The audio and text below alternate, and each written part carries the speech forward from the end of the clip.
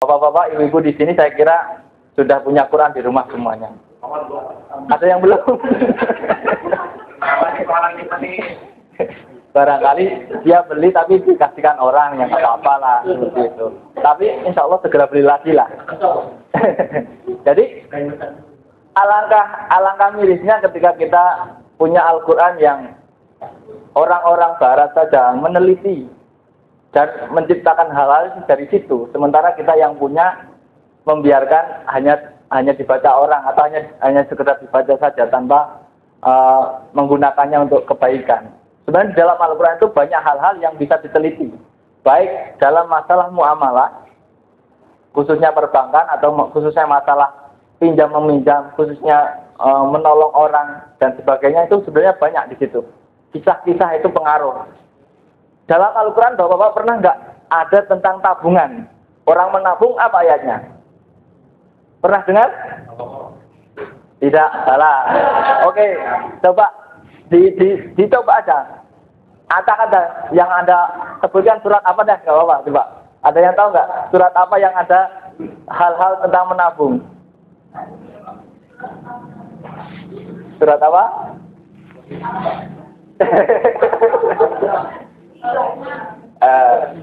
Nah, ini nanti bapak-bapak pulang coba dah buka.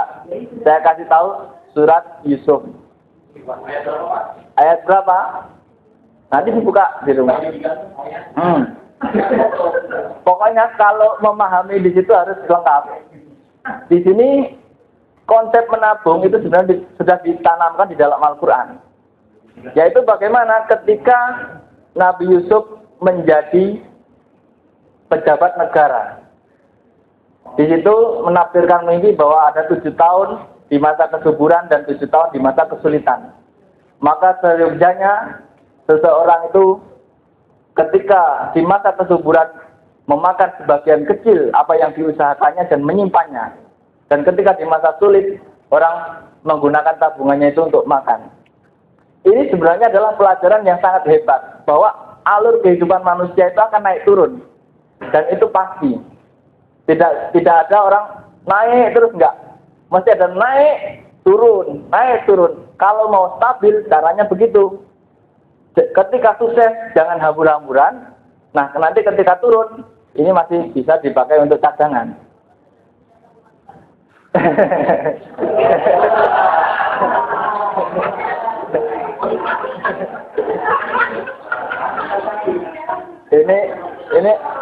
Ini marketing ya, Mbak ya? Boleh. Nanti dibuatkan saja. Enggak, ini saya sampaikan tentang kehidupan rata-rata seperti itu. Dan mungkin kita sendiri sudah mengalami mungkin dari masa ketika kita sudah dilepaskan orang tua. Karena ketika masa kita masih di bawah naungan orang tua, kita itu seperti di surga. Minta apa? Ada. Kalau nggak minta, maksa, kan seperti itu. Kalau sudah dilepas ini baru tahu, ada kehidupan itu naik turun. Rizki itu tidak hanya yang kita hitung saja. Kadang-kadang di luar hitungan ada rizki. Dan di luar hitungan ada kerugian juga. Kadang-kadang.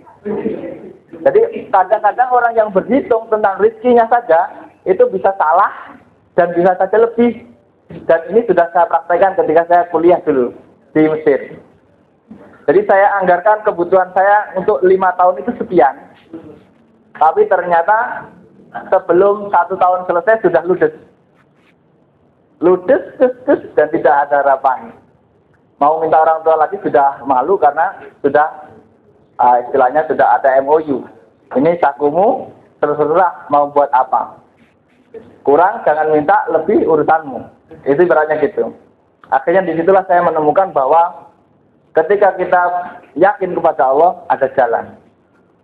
Maka kemudian saya hati-hati benar. Sudah saya hitung kira-kira cukup. Ternyata ketika sampai akhir saya kuliah malah lebih. Inilah yang disebut rezeki yang kita hitung itu tidak seperti itu. Makanya jangan sampai kita yang punya gaji sekian itu mematok rezeki saya hanya sekian ini per bulan. Tidak. Orang yang rezekinya kelihatannya gede, gajinya gede, kadang-kadang sakit langsung habis gaji sebulan. Kadang-kadang orang yang gajinya kecil sehat terus. Kadang-kadang ini sudah mahal. Kadang-kadang kita tidak menyadarinya. Nah, itu belum misalnya ada hadis yang menyatakan tentang kalau misalnya setiap manusia itu disuruh membayar sewa tubuhnya. Misalnya, karena tubuh itu kan pinjaman.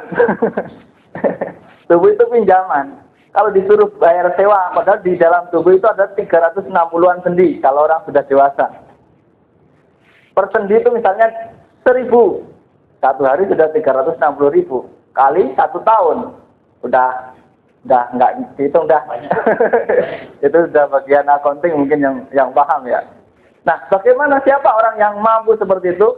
Belum ada orang di dunia yang mampu mensedekahi sendinya setiap hari, meskipun dipatok, saya sedekah setiap hari 36.000 selama seumur hidup. Berapa coba? Lalu bagaimana? Ya, itu bisa ditempuh dengan beberapa hal. Di dalam hadis disebutkan, bagaimana ya Rasul? Apakah ada orang yang mampu seperti itu?